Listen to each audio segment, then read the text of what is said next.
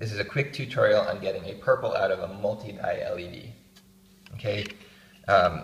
In this case, we have a 3.7 volt 18650 lithium-ion battery going into an MR board, going into the LED.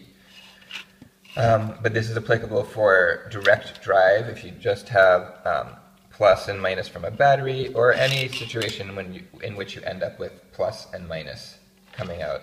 There are some boards in which you can actually control the individual LEDs from the board, but this is if you just have a single plus and minus. Okay, the LED in this case is a tri-revel. Red, royal blue, and green. We are not using the green dye, just the red and the royal blue.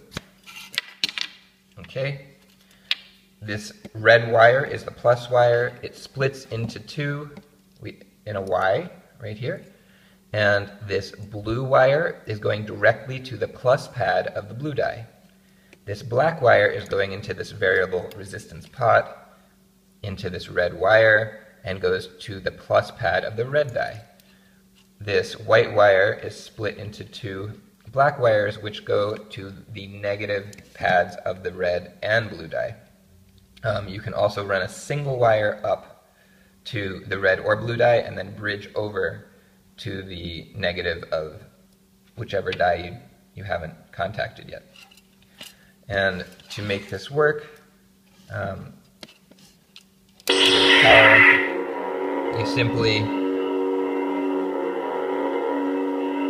put the screwdriver into this pot, and you can twist all the way down to blue, and you can bring it up. You can go into a super bright neon pink red, and you basically tune it wherever you want.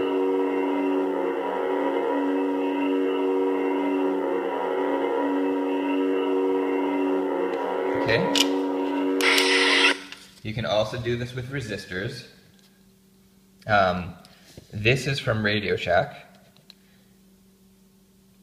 Radio Shack has a very limited selection of resistors that would be useful in this application. Probably the 10 ohm or maybe the 22 ohm would be their only options. You wouldn't want a quarter watt, you'd want a half watt. They do have a 10 ohm half watt resistor or a 22 ohm half watt resistor. You might not really be getting much with the 22 ohm depending.